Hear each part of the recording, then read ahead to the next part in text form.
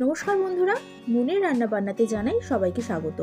শীতকালে আমরা পিঠে খেতে ভীষণই পছন্দ করি আর বাড়িতে নানা রকমের পিঠে বানিয়ে থাকি। আজ আমি আপনাদেরকে বাঙালির অত্যন্ত প্রিয় সরু চাকলি পিঠে বানিয়ে দেখাবো। সামনেই পৌষ পার্বণ আসছে, তখন আপনি এটা বানাতে পারেন। তাহলে দেখে নিন আমার আজকের রেসিপিটি। সরু চাকলি পিঠে বানানোর জন্য আমি এখানে 1 কাপ সেদ্ধ চালকে জলে ভিজিয়ে রেখেছিলাম সারা রাতের জন্য, তবে 4-5 ঘন্টা ভিজিয়ে রাখলেও চলবে। এবার এই চালটা ভালো করে ধুয়ে জল ঝরিয়ে নেব। চালগুলো ধুয়ে নেওয়া হয়ে গেলে একটা মিক্সির জারের মধ্যে নিয়ে নিচ্ছি।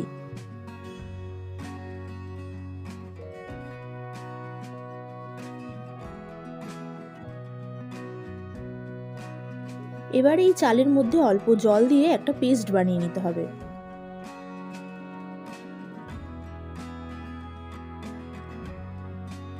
দেখুন, আমি চালগুলো পেস্ট করে নিয়েছি।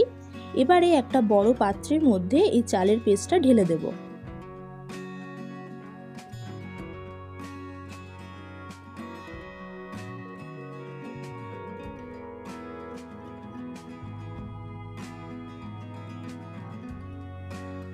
দেখুন, এই ব্যাটারটা অনেকটাই ঘন মনে হচ্ছে। যেহেতু এই ব্যাটারটা একটু পাতলা তৈরি করতে হয়, তাই পরিমাণ মতন জল দিয়ে একটা পাতলা ব্যাটার বানিয়ে নেব।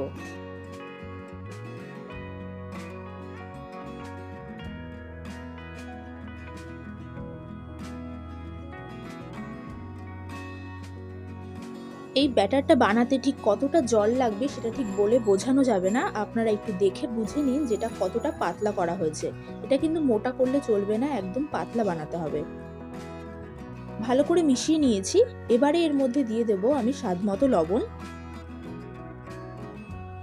লবণটা দিয়েও খুব ভালো করে মিশিয়ে নিচ্ছি।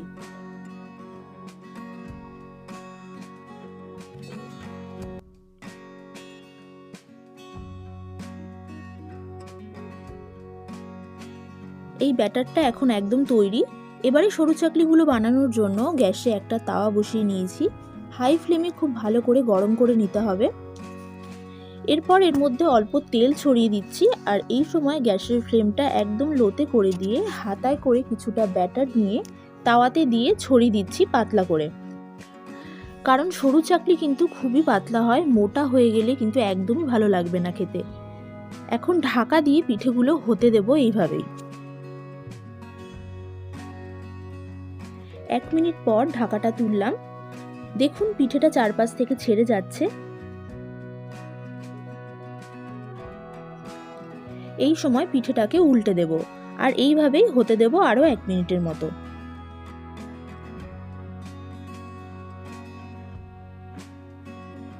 1 মিনিট পর পিঠেটা তুলে নেব। দেখুন, একটা পিঠে আমার তৈরি। এইভাবেই আমি বাকি সব পিঠেগুলো তৈরি করে নেব। আপনারা চাইলে রান্না করার কড়াইতেও পিঠেগুলো বানিয়ে নিতে পারেন। সেক্ষেত্রে কড়াইটা ভালো করে গরম করে নিতে হবে।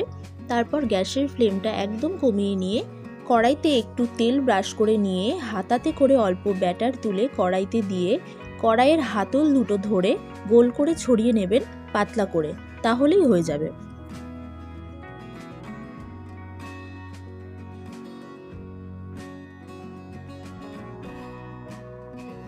এই একই রকম ভাবে আমার সব পিঠেগুলো বানিয়ে নেওয়া হয়ে গেল।